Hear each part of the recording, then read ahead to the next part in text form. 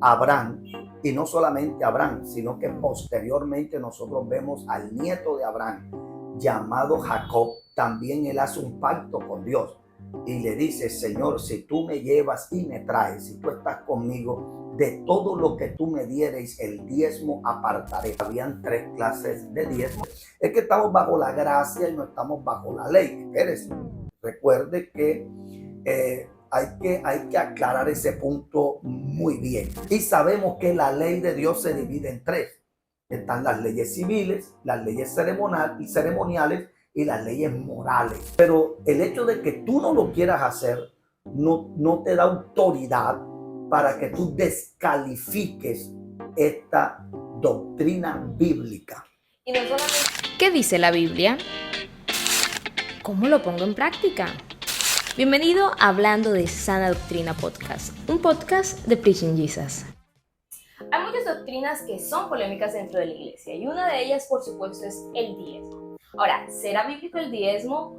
¿Cómo será? ¿Qué dice la Biblia al respecto? Eso es justamente lo que vamos a estar tratando hoy. Y bueno, por acá me vine con un pastor, de hecho, el pastor John Jairo Sánchez Babilonia de la ciudad de Cartagena, y justamente lo invité para que habláramos de este tema del diezmo y pudiéramos ver a la luz de la palabra, porque al final no se trata de lo que tú pienses, yo piense, de lo que yo creo, de lo que a nosotros nos parece correcto, sino de lo que dice la palabra. Entonces, bienvenido por acá, por este espacio, pastor.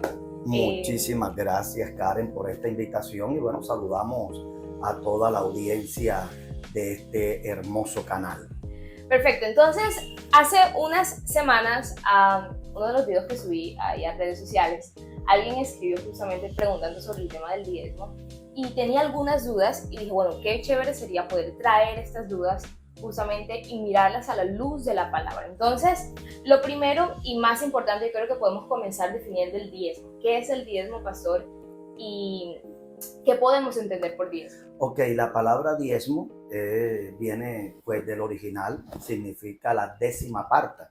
La décima parte de todo lo que pues Dios nos da es del Señor. La Biblia dice que todo lo que Dios nos da tenemos que apartar una décima parte que es para el Señor. O sea que el diezmo no es para los hombres, el diezmo es del Señor. Ok, y la pregunta que entonces, bien, entendemos que el diezmo es la décima parte de todo lo que uno se gana, ¿cierto? De todas nuestras ganancias. Y surge una pregunta, ¿dónde inicia o cuál es el inicio, el surgimiento del diezmo? Ok, bueno, cuando nosotros leemos las Sagradas Escrituras, pues nosotros nos encontramos en Génesis, cuando Abraham, después de haber recuperado el botín de Sodoma y Gomorra y recuperado a su sobrino Lot, dice que cuando él vino del triunfo, él fue recibido por el sumo sacerdote y rey de Salem, llamado Melquisedec. Y dice la Biblia allí que Abraham le dio a Melquisedec los diezmos de todo el botín que él había recuperado. O sea, aquí podemos encontrar por primera vez en las Escrituras la mención y la práctica del diezmo. Okay, es decir, hablamos antes de la ley. Sí, señorita. Porque hay justo una confusión alrededor del diezmo y es en relación a cómo se relaciona la ley con el cristiano. Entonces, muchos dicen que el diezmo está establecido en Levíticos, ¿cierto? Ahorita de pronto hablaremos un poco más sobre eso. Pero entonces muchos dicen, ok, cuando llegó Jesús, ¿qué pasó con la ley? Eso fue, o sea, ¿cuál es esa relación entre el diezmo y la ley? Entonces sabemos que el diezmo fue antes de la ley. Claro que sí, cuando nosotros miramos el texto que acabo de mencionar de Génesis, cuando Abraham le da los diezmos, pues sabemos cuando estudiamos las Escrituras que todavía la Torá no le había sido dada, porque la Torá vino por medio de Moisés. Quiere decir de que cuando Abraham, y no solamente Abraham, sino que posteriormente nosotros vemos al nieto de Abraham, llamado Jacob, también él hace un pacto con Dios y le dice: Señor, si tú me llevas y me traes, si tú estás conmigo, de todo lo que tú me dieres, el diezmo apartaré. O sea, estamos hablando de un tiempo donde no existía la Torá, no existía la ley. Por lo tanto, el diezmo no nace en la ley. Okay, y eso me parece interesante porque hablamos de dos patriarcas, no había ley todavía, ¿dónde ellos habrán aprendido justamente esa costumbre del diezmo y de dónde le nace a Jacob esta idea de, ven acá, voy a diezmar? Claro que sí, bueno, nosotros podemos pues inferir, pues las escrituras no nos dice con claridad de dónde nace esta costumbre, pero sí nosotros podemos mirar que los patriarcas antes de la ley, y no solamente los patriarcas, sino que cuando uno lee, uno encuentra que habían costumbres donde la gente diezmaba, pero diezmaba con con un propósito, y el propósito era agradecimiento. Okay. Era por agradecimiento de lo que ellos recibían, entonces ellos diezman. Ahora, viendo esta práctica, Dios, que era buena, porque lo que es bueno Dios lo ratifica, claro. Lo que no es bueno Dios no lo ratifica. Entonces, viendo que esta práctica se hacía antes de la ley y viendo Dios que era una práctica buena, entonces Dios la ratifica en el monte Sinaí a través de Moisés, y ya no es algo opcional, sino que ya Dios, viendo que era algo bueno, beneficioso para el pueblo, entonces Dios lo establece como un mandamiento y como una ley en el monte Sinaí para la nación de Israel. Y esto es bien interesante porque entre Abraham y este suceso en el monte Sinaí pasaron más de 400 años. Abraham fue mucho tiempo antes de que el pueblo fuera esclavo en Egipto, de que sucediera la liberación, de que llegaran al desierto. Entonces hablamos de un gran periodo de tiempo. Entonces, llegada la ley, pastor, ¿qué es lo que se instituye en la ley alrededor del diezmo? Un poco para esclarecer, porque decimos diezmo es el 10%, pero bueno, ¿qué dice la ley alrededor? Claro, bueno, cuando nosotros miramos las escrituras, cuando Dios le da leyes a Moisés, Dios, dentro de las 613 leyes que le da, Él establece la ley del diezmo. Habían 3 clases de diezmo, eso lo podemos encontrar en el libro de Números. Entonces, dentro de Levítico, perdón, entonces dentro de esos diezmos estaban 3 tipos de diezmo. Había un diezmo que se daba para el levita. El levita era el que tomaba el diezmo para, pues, hay que entrar un poco en el contexto. Okay. La tribu de Leví era una tribu que no había recibido una tierra. Dentro de las 12 tribus de Israel, la única tribu que no recibió una tierra por heredad, sino que ellos pues habían sido apartados, consagrados para el servicio a Jehová en lo que concernía en el tabernáculo, posteriormente al templo. Entonces, como ellos no habían recibido una tierra, sino que su heredad iba a ser Jehová, y ellos tenían que vivir era en las diferentes tribus. Entonces, como ellos no tenían una tierra, ellos no tenían un sustento, entonces Dios establece el diezmo. ¿Para qué? Para el sustento de los levitas que se dedicaban a trabajar para el templo o para el tabernáculo. Y aquí quiero hacer como un paréntesis o destacar algo importante de esta relación entre la tierra y el trabajo, porque la tierra al final les daba a los israelitas la posibilidad de trabajar. Tú con una tierra labrabas, tú con una tierra apacentabas ganado, pero sin tierra, ¿qué hacías? Literal es como decir ahora sin trabajo. Entonces, sin trabajo tú no tienes forma de mantenerte. Entonces, un poco como para que nos vayamos también a este contexto bíblico, porque uno dice, bueno, un pedazo de tierra que afecta. Sí, se afecta porque con la tierra tú labras, con la tierra tú apacentabas las ovejas, que eran los 2 oficios principales del pueblo de Israel dentro de la geografía bíblica y dentro de lo que han hecho históricamente. Sí, entonces, ellos no tenían la manera, no tenían la forma para buscar un sustento. Entonces Dios estableció, porque Dios es justo, y como los levitas estaban dedicados al servicio de la obra, del mantenimiento de la obra, entonces para ellos se les asignó el diezmo para que los levitas pudieran sustentarse ellos y su familia. Había un segundo diezmo. Ese segundo diezmo era para el mantenimiento de todo lo que era el templo o el tabernáculo, los utensilios del templo, del tabernáculo, y también para lo que eran las 7 fiestas, porque a través de la palabra nosotros podemos encontrar que Israel celebraba 7 fiestas sagradas. Entonces, para eso había el segundo diezmo, como se le puede llamar, era con el propósito de sostener lo que era el templo, la manutención del templo, el mantenimiento del tabernáculo del templo y también sostener las fiestas sagradas que Dios había establecido para la nación de Israel. Y un tercer diezmo se daba cada 3 años con un propósito. Y el propósito de este tercer diezmo que se daba 3 años era para sostener a los pobres, para darle a los pobres, a los menesterosos, a los que no tenían nada.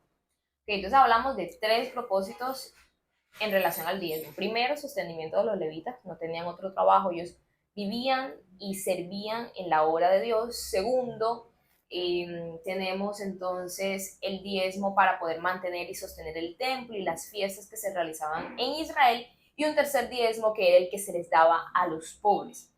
Entonces tenemos un panorama bastante amplio y llega acá la pregunta, es ¿qué pasa con Israel cuando no cumplían? Porque nosotros vemos algo interesante en la historia del pueblo de Israel, que yo creo que se parece también a nuestra historia, y es que ellos les dan estas leyes, e Israel vivió, yo digo, como 2, 3 lunas de miel. O sea, Josué fue una luna de miel. Después de Josué, todo el mundo se desbarató y hacía lo que quería.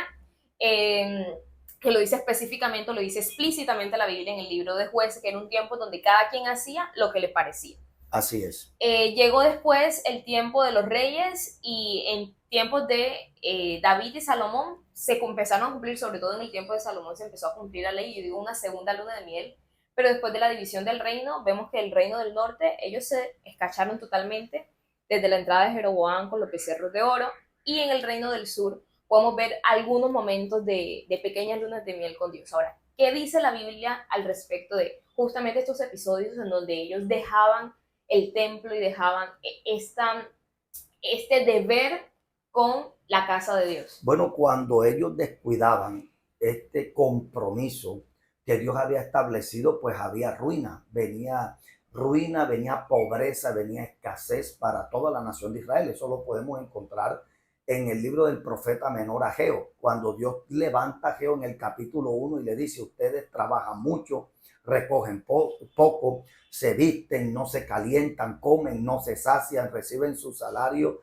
en un saco roto, y ustedes preguntan por qué. Entonces Dios les da una respuesta. Dios les dice: lo que pasa es que ustedes se han olvidado de mi casa, ustedes se han olvidado de lo mío. Ustedes se fueron a sus labranzas, fueron a sus casas, se dedicaron a lo suyo, pero se olvidaron de lo que yo les establecí, se olvidaron de mi mandamiento, se olvidaron de mi casa. Y posteriormente, cuando vemos en el libro del profeta Malaquías, en el capítulo 3, el Señor le dice: traed los diezmos y las ofrendas al alfolí, haya alimento en mi casa. Y probadme ahora en esto, dice el Señor, y os abriré las ventanas de los cielos y derramaré sobre vosotros bendición. Y dice la Biblia: maldito soy con maldición. Y el Señor dice: porque toda la nación me habéis robado. Y ellos preguntaron: ¿en qué te hemos robado? El Señor les explica y les dice: en vuestros diezmos y ofrendas. Ok, ahí surgen 2 preguntas. Voy primero a hacer una y después hago la otra. La primera es, esto es importante porque cuando nosotros vemos la historia de Israel, nosotros nos damos cuenta que cuando el pueblo descuidaba el servicio al templo, ¿qué hacían los levitas? Dejaban también su labor, porque si no tenían pan, no tenían nada para sostenerse, pues era o morir de hambre o seguir en el servicio. Y muchos de ellos dejaron la casa de Dios. Por eso la Biblia, cuando habla a través de los profetas, dice: mi casa está abandonada. Y está abandonada, ¿por qué? No solamente por los diezmos y las ofrendas, sino que al pueblo no llevar para el sostenimiento de quienes estaban en el templo todos los días, del mismo templo, entonces básicamente se descuidaba. Y hay un periodo acá que me llama la atención y lo recordé ahora, que fue en tiempos del rey Josías, la ley estaba perdida, encuentran la ley y el templo de Dios estaba resquebrajado, habían grietas alrededor de todo el templo. Entonces llega este rey, y empieza a pedir justamente que traigan los diezmos y las ofrendas para poder entonces reconstruir el templo. Claro, y a través del reinado de Josías es cuando se da la gran reforma religiosa, cuando se restablece lo que es el servicio, la ofrenda y los sacrificios a Jehová, porque el pueblo había descuidado este mandamiento que Dios le había establecido a la nación de Israel. Ahora, a través de los diezmos y las ofrendas, como tenía un triple propósito,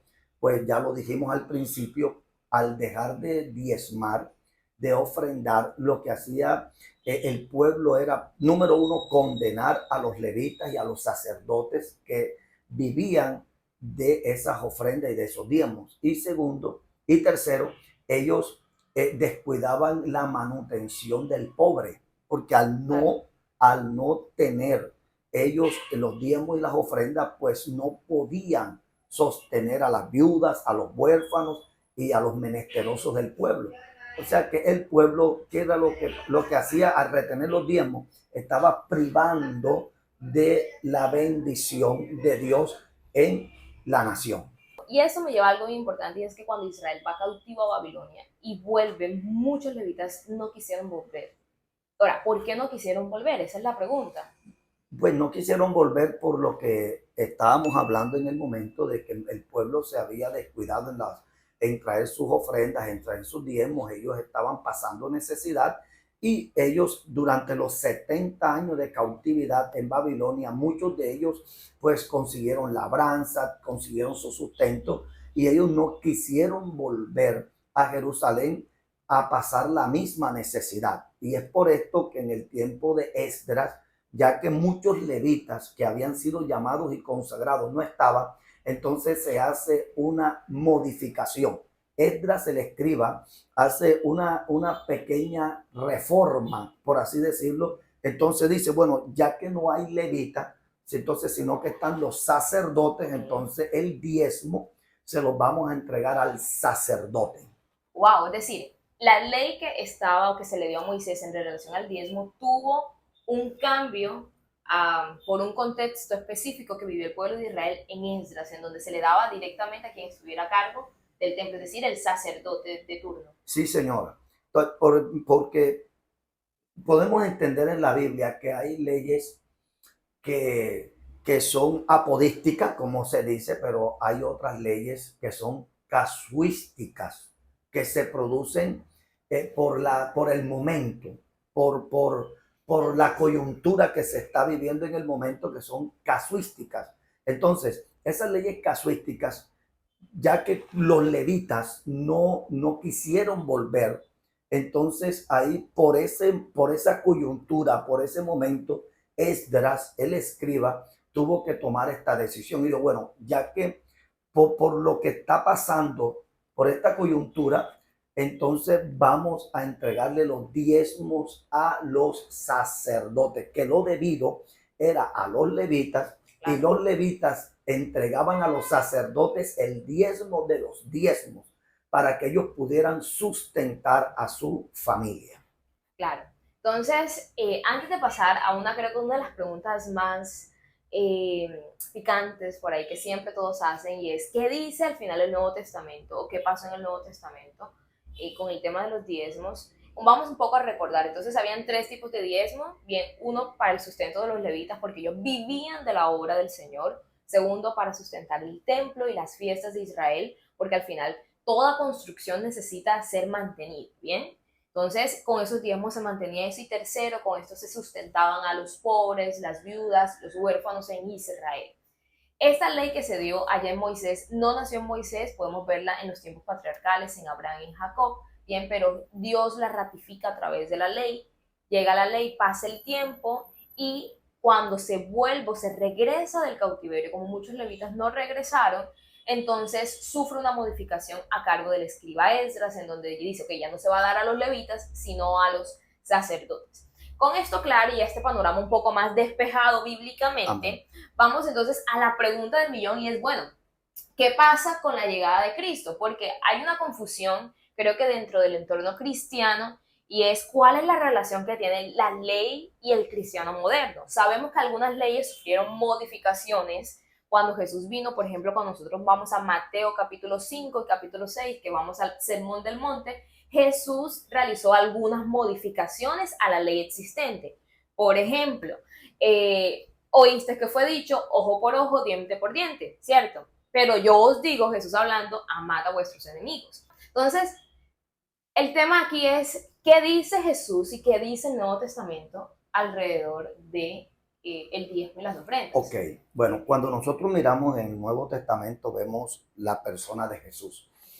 Lo primero que tenemos que entender es que Jesús vivió y murió en la ley.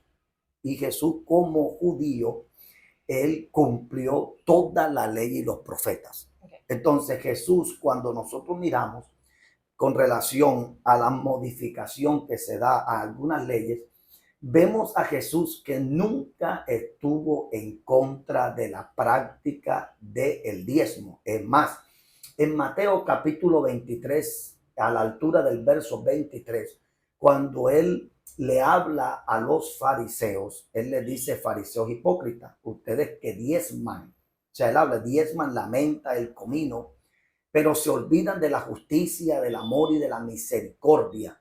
Entonces el Señor concluye diciéndole: hagan esto y no dejen de hacer lo otro. O sea, diezmen, pero no se olviden de la justicia, del amor y de la misericordia.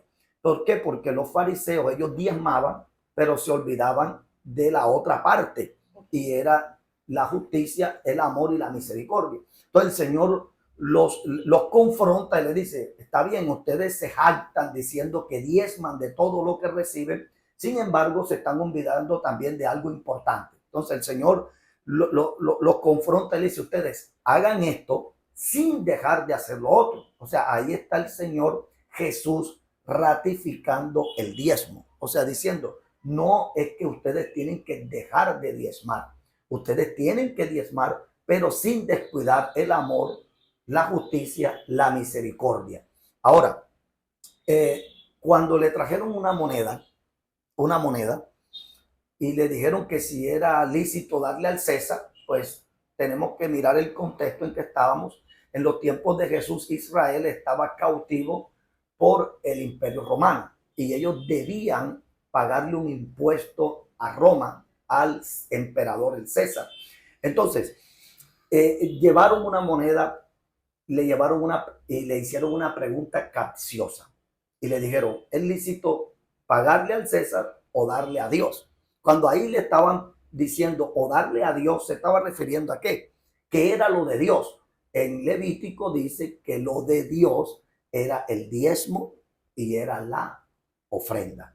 El Señor dijo: tráiganme la moneda de quién es la inscripción del César. Y el Señor dice: bueno, entonces, dale al César lo que es del César y dale a Dios lo que es de Dios. Entonces, aquí, a través de estos textos bíblicos, podemos observar que Jesús nunca estuvo en contra del diezmo y de la ofrenda. Ahora, cuando nosotros vemos las cartas de Pablo, de pronto algunos dicen: pero es que Pablo nunca habló del diezmo. Pues Pablo no habla del diezmo tácitamente, porque ese no era un problema para el judío. Recordemos que los primeros cristianos eran judíos y no había un problema. Entonces, como ellos habían aprendido lo que era la ley del diezmo y de la ofrenda, entonces ellos para ellos no había un problema. Entonces, es por esto que Pablo les enseña lo que es el ofrendar. Yo le contaba a Karen detrás de cámara en estos días de que el diezmo lo que manifiesta es qué tan fuerte es la doctrina en mí, qué tanto fundamento, qué tanta doctrina yo tengo en mi corazón. ¿Por qué? Porque si en las Sagradas Escrituras nos mandan a ofrendar y a diezmar, y no hay en ninguna parte de la ley, porque de pronto dicen: no, pero en el Nuevo Testamento no se habla de diezmar, pero tampoco se dice que no se debe hacer.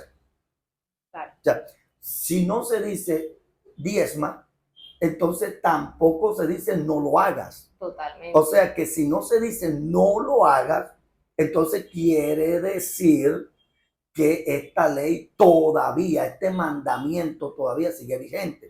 Ahora recordemos, porque algunos dicen, hermana Karen, lo que pasa es que nosotros ahora estamos bajo la gracia. Y pero no la estamos gracia es más fuerte que más la fuerte. ley. Entonces, es que estamos bajo la gracia y no estamos bajo la ley. Espérese, recuerde que hay que aclarar ese punto muy bien.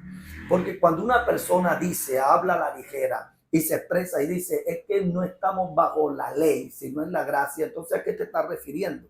Porque cuando tú hablas de no estar bajo la ley, sino bajo la gracia, entonces esa persona sin querer está descalificando, está anulando toda la ley. Y sabemos que la ley de Dios se divide en tres. Están las leyes civiles, las leyes ceremoniales y las leyes morales. Entonces tenemos que entender que cuando Pablo en Gálatas habla y dice que no estamos bajo la ley, ahí están hablando bajo un contexto judaizante. Totalmente. Que muchos cristianos judíos querían establecer en el nuevo cristianismo el judaísmo. Entonces querían, la contienda era acerca de la circuncisión. ¿Qué querían los apóstoles? Los primeros cristianos judíos querían que los nuevos cristianos gentiles tenían que judaizarse y tenían que circuncidarse y tenían que convertirse al judaísmo para ser salvos. Entonces esa fue la lucha que tuvo Pablo.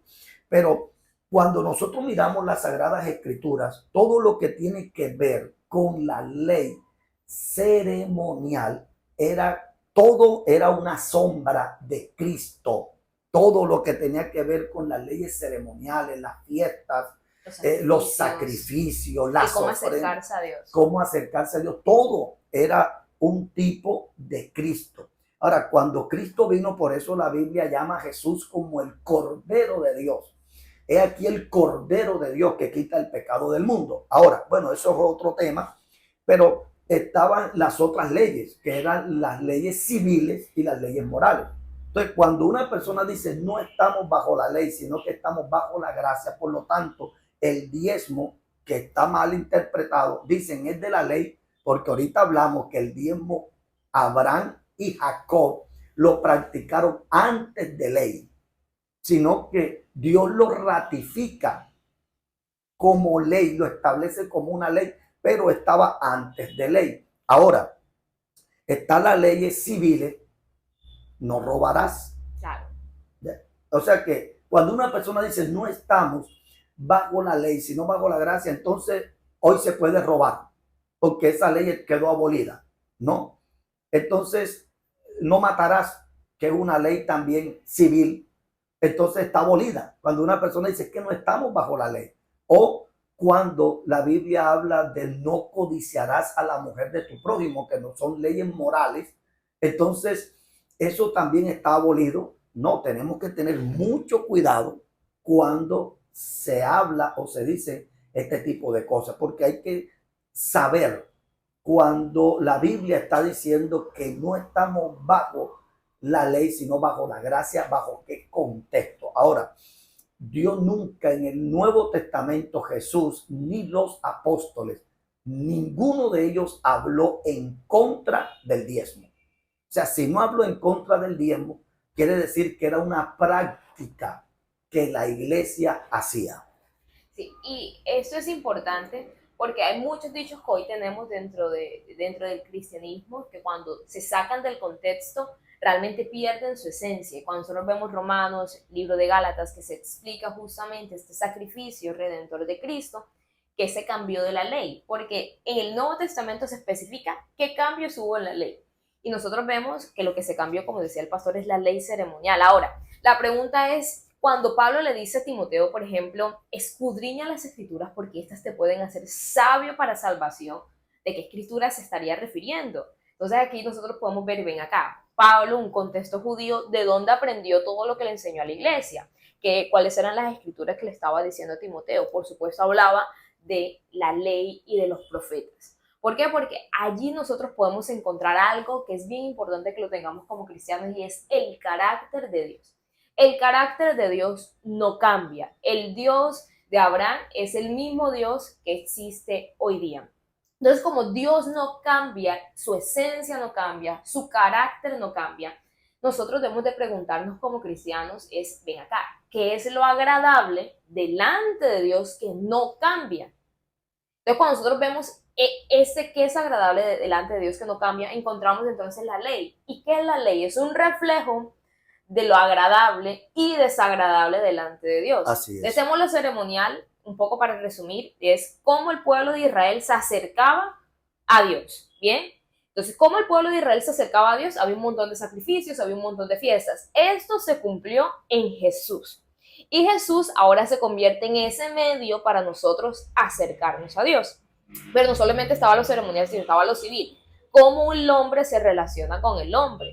Entonces, Dios a través de la ley civil estaba diciéndole, esta es la forma en la que a mí me es agradable que el ser humano se relacione con el otro ser humano. No codiciarás a la mujer de tu prójimo. Es una ley que está aquí, está dentro de lo civil, y es como yo quiero, como yo deseo que tú te relaciones con los demás. Y está la ley moral, y es como yo quiero que tú vivas tu vida, literalmente. Entonces, cuando nosotros vamos a la ley, no es, la ley está descartada, no, espérate. Cuando Pablo habla sobre que no estamos en la ley, estamos en la gracia, habla justamente de esta parte de la ley que hablaba de cómo acercarnos a Dios. Pero el resto de la ley nos da a nosotros a entender qué es agradable y qué no es agradable de delante de la presencia de Dios. Por ejemplo, cuando dicen el hombre no usará ropa de mujer ni la mujer usará ropa de hombre. Okay. Esto no habla, esto es una ley moral, es cómo tú debes de vivir tu vida. Y habla justamente de esto de qué es agradable delante de Dios. Entonces, para entender el carácter de Dios, no hay que coger solamente un texto, hay que entender todo el texto, toda la escritura bíblica. Y hay un texto que me gusta y es la suma de toda tu palabra es verdad, es la suma, no un texto bíblico, sino es la suma de ello. Así es correcto. Bueno, la Biblia dice en Malaquías capítulo 3, verso 1, yo Jehová no cambio. Claro. O sea, Dios no cambia. Dios trasciende las épocas, las edades y las dispensaciones. Y en Isaías dice, séquese la hierba, marchítese la flor, mas la palabra del Dios vivo permanece para siempre. Y Jesús dijo, el cielo y la tierra pasarán, pero mis palabras no pasarán. ¿Sí? O sea, es que la ley no perece, la ley se modifica. Claro. O sea, en el sentido ceremonial, lo que hubo fue una modificación, que ahora ya para perdón de pecado, las personas no tienen que ir al sacerdote, el sacerdote llevar un cabrito, matar el cabrito, sacrificarlo, no, sino que el libro de Hebreos, el libro a los Hebreos, la carta a los Hebreos dice que el Señor se presentó una y sola vez y para siempre para perdonar nuestros pecados. Entonces, esa ley ceremonial fue modificada en el sacrificio de Cristo. Hoy, todavía hoy, para perdón de pecado hay derramamiento de sangre. Porque anteriormente en la ley mosaica, en la Torá, tenía que una persona derramar la sangre del cordero. Pero hoy, y colocar la mano en la cabeza de ese cordero para que el cordero que iba a ser sacrificado tomara el pecado. Ahora, hoy es Cristo Jesús, ese cordero. Entonces, hoy ya Cristo murió. Entonces, si yo voy a Dios a pedirle perdón, al Señor, a pedirle perdón a Cristo, entonces, por medio de la sangre de Cristo, entonces yo tengo la remisión de mis pecados, la redención de mis pecados, el perdón de mis pecados. Entonces, todavía sigue habiendo derramamiento de sangre, que fue la que Cristo Jesús derramó una vez y para siempre. Okay. Entonces, la palabra no cambia. Ahora, hoy hay conceptos como diezma para que Dios te bendiga, ofrenda para que Dios te bendiga. Todos sabemos que cuando uno obedece el mandamiento de Dios, Deuteronomio capítulo 28 dice que la obediencia trae bendiciones. ¿Ya? Pero ese no debe ser el sentido. De pronto se ha enseñado mal, se ha manejado mal lo que es diezmar y ofrendar en la iglesia. ¿Por qué? Porque hoy de pronto, sin mala intención, se ha enseñado, mira, tú tienes que diezmar para que Dios prospere tu economía, tú tienes que diezmar para ofrendar para que Dios te bendiga, te abra puertas, para que Dios cerque tu economía, para que el enemigo no tenga legalidad en tu finanzas. Y eso es correcto.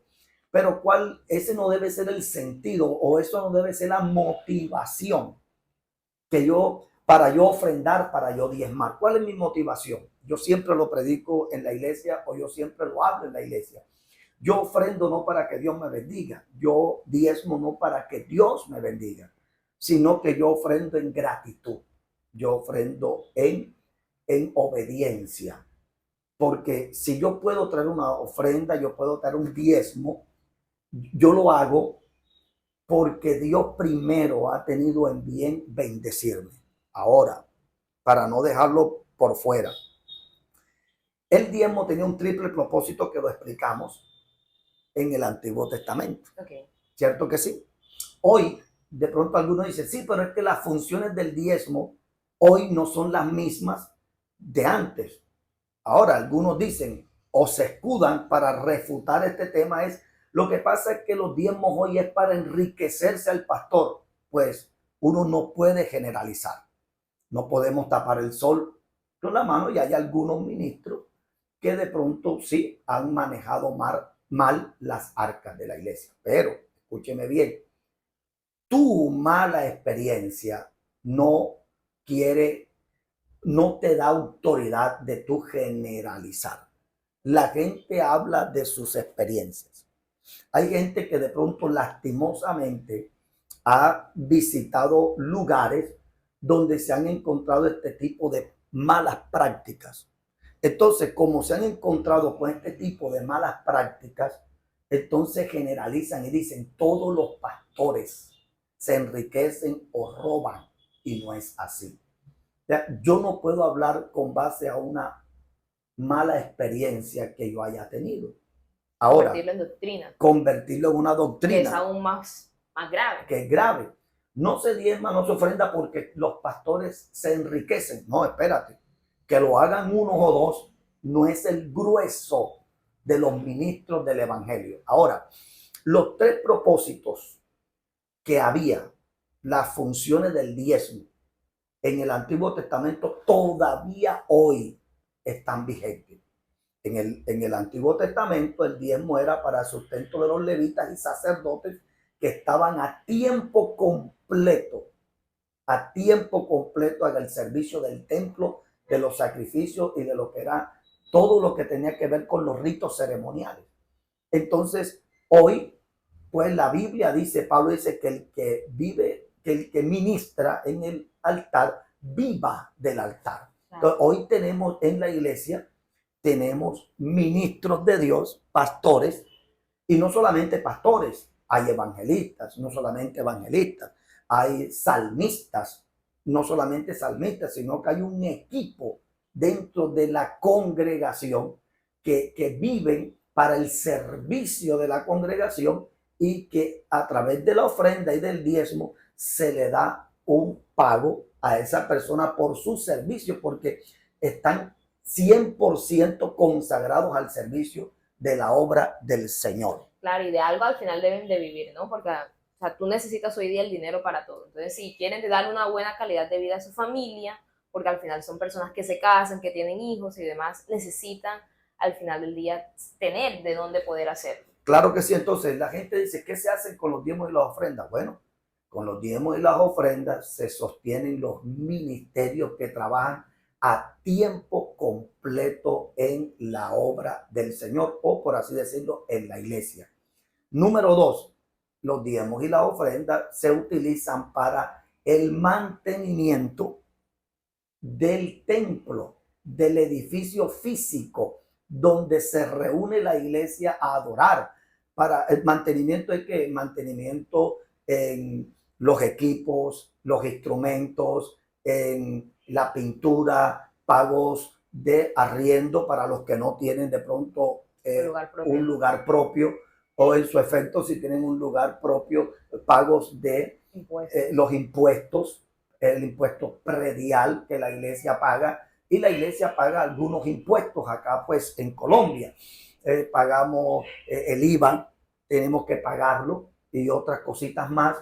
Y también lo que es el sustento, porque la iglesia también a través de los diezmos y las ofrendas ayuda a aquellas personas necesitadas que hacen parte de la congregación local y no necesariamente o no solamente ayuda a los miembros que hacen parte de esa congregación local, sino que también ayuda aún a aquellos necesitados que hacen parte de la comunidad que está alrededor de la iglesia.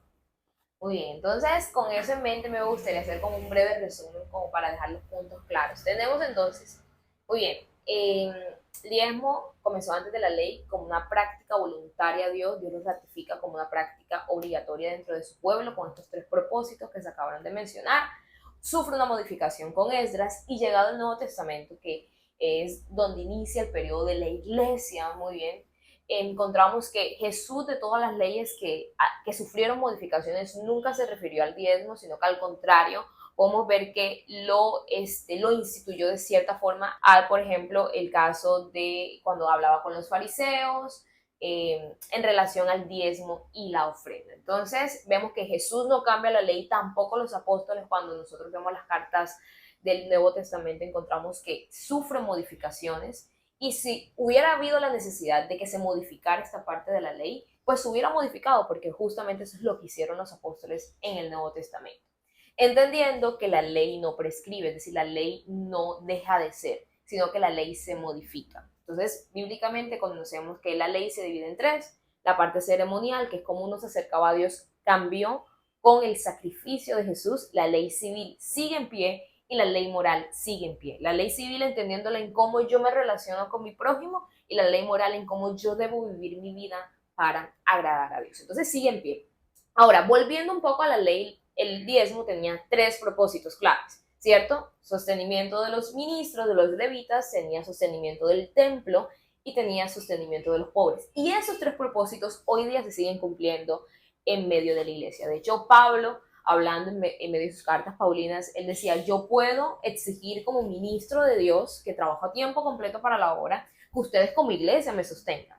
¿Bien? Él decía, yo no lo hago para cuidarme de pronto de que ustedes se van a glorien de eso, pero sí vemos que él dice, el que ministre del altar debe vivir de aquello que ministra. Entonces, ¿cómo se vive cuando nosotros vamos a la cultura judía, sobre todo cómo ellos entendían cómo debían vivir estos ministros? Encontramos diezmos y ofrendas. Entonces, no sufrió modificaciones, al contrario, se dice que el ministro debe vivir de esto. Y cuando nosotros vamos a la ley de cómo el ministro de Dios vivía del templo, encontramos que era a través de los diezmos y las ofrendas.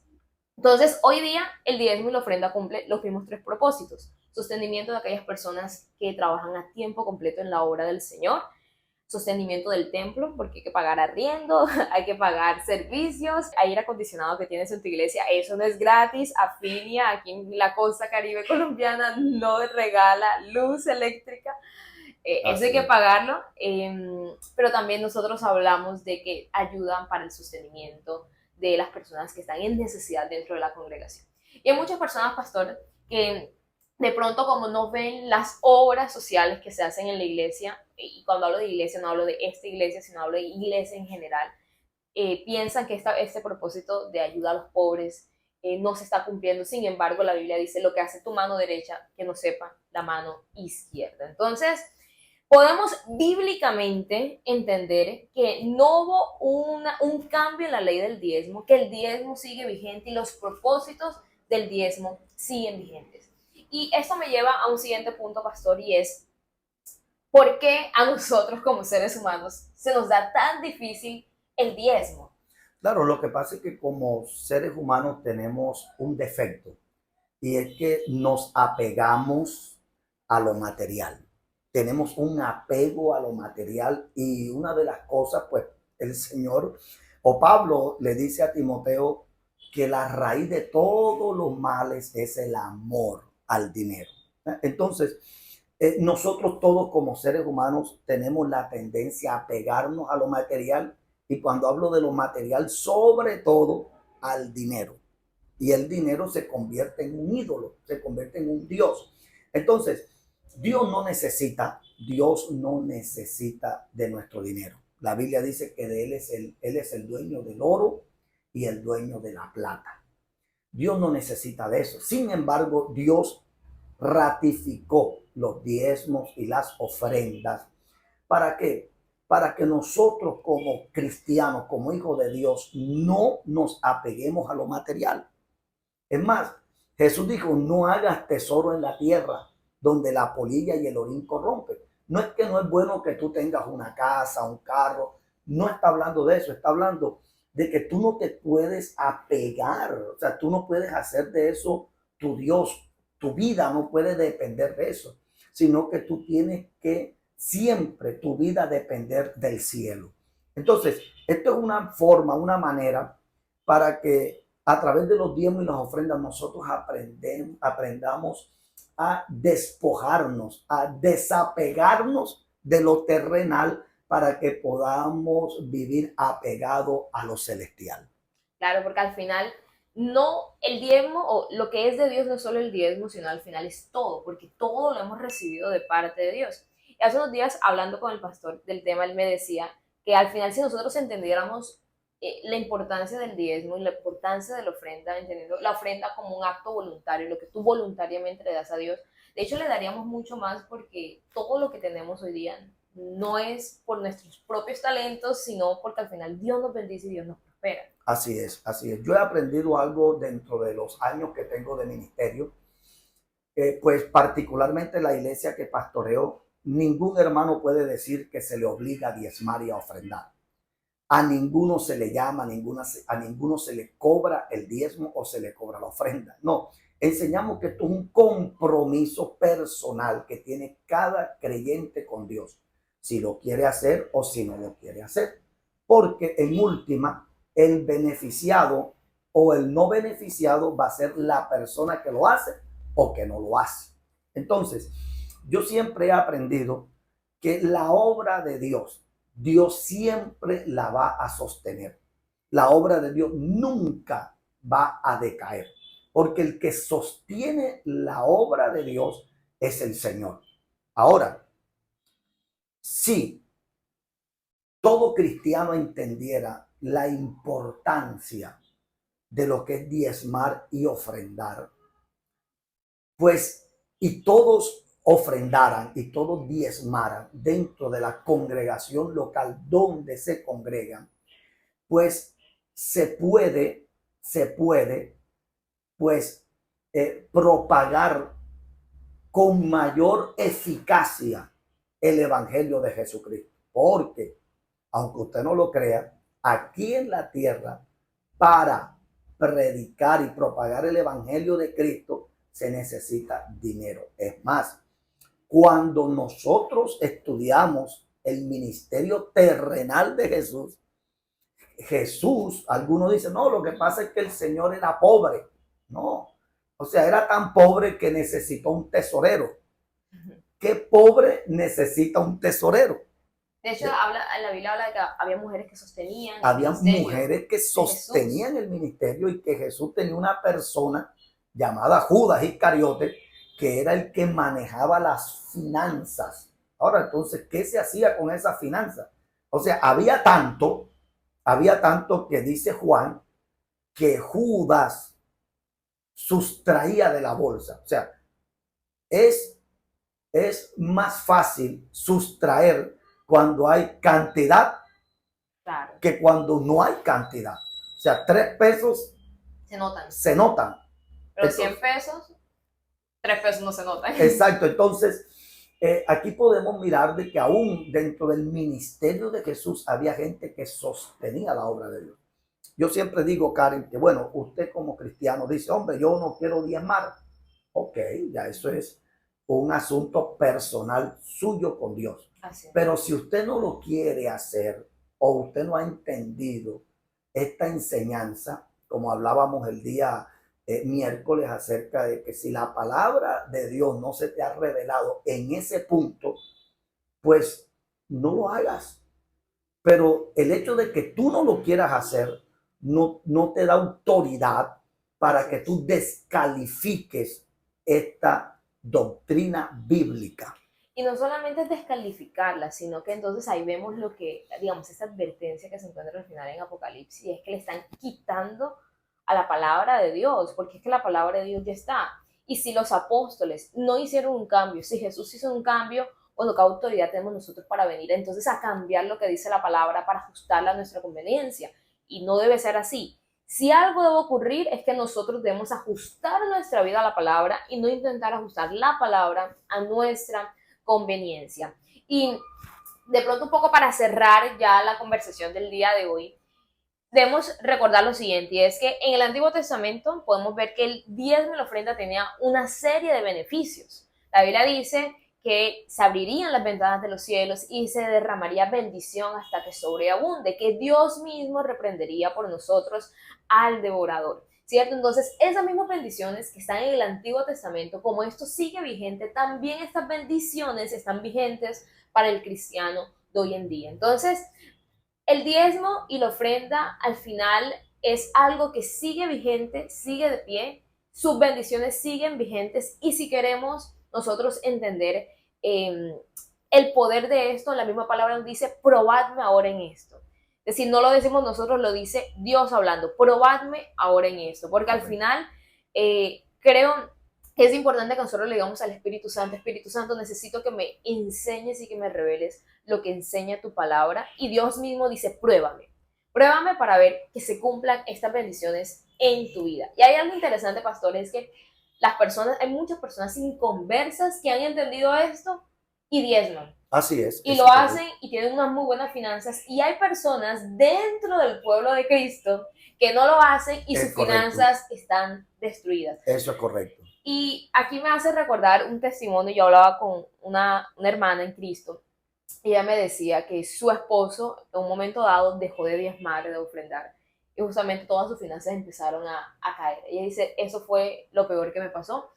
Y no queremos hacer de experiencia una doctrina, pero sí es lo que dice la Biblia. Cuando nosotros no cumplimos lo que dice la palabra, entonces esas bendiciones que están alrededor de la palabra no llegan a nuestra vida, sino que al contrario llega todo lo contrario. Porque la Biblia dice, el diezmo y la ofrenda hace que Dios guarde y cerque para que Satanás no tome el control de nuestra economía, para que realmente nuestra despensa, nuestras finanzas sean bendecidas, pero cuando lo dejamos de hacer, es literalmente una puerta abierta al enemigo. Se le está abriendo una puerta y se le está dando legalidad, pues dentro de lo que dice la Biblia es, yo reprenderé por vosotros al devorador. O sea, que el Señor está colocando un cerco. O sea, Él va a cuidar nuestras finanzas de tal manera que no va a permitir que el enemigo entre y te pueda estorbar, te pueda robar esa bendición, porque cuando nosotros conocemos el mundo espiritual, sabemos que hay espíritus de ruina que se concentran. Entonces, la Biblia dice que cuando yo le soy fiel a Dios en mis diezmos y en mis ofrendas, Dios coloca un cerco, Él va a reprender por mí al devorador. Quiere decir que el enemigo no va a tener legalidad en mis finanzas. Totalmente de acuerdo. Entonces, con eso dicho, creo que hay un panorama mucho más claro, mucho más amplio sobre el tema del diezmo y de la ofrenda. Entonces, bueno, esperamos que ese espacio haya sido edificante para ti y que por supuesto puedas seguir explorando. En la descripción del video, ahí te vamos a dejar una guía para que puedas adquirirla, para que puedas revisar un poco más sobre todo lo relacionado a textos bíblicos específicos alrededor del diezmo. Y recordemos lo siguiente, y es que mi punto de vista, mi visión sobre las cosas, lo que yo creo, lo que yo pienso, no debe cambiar lo que al final diga la palabra. La palabra dice algo, hay que creer la palabra y hay que obedecerla. Pastor, muchísimas gracias por permitirnos y darnos este espacio para poder hablar un poco sobre ese tema doctrinal. Y bueno, si tienes alguna duda, alguna pregunta o algún tema doctrinal específico que te gustaría que tocáramos, en algún momento escríbenlo en los comentarios. Y bueno, en algún momento futuro estaremos realizando un video a la luz de la palabra. Muchísimas gracias, Karen, por esta invitación y bueno, muchas bendiciones para todos nuestros amados hermanos que están conectados y que hacen parte de este canal. Dios te bendiga. Claro que sí. Asimismo, en la descripción les colocaremos el link del canal de YouTube de la iglesia para que vayan y también puedan ojear un poco las prédicas. Entonces nos vemos, Dios les bendiga, bye bye.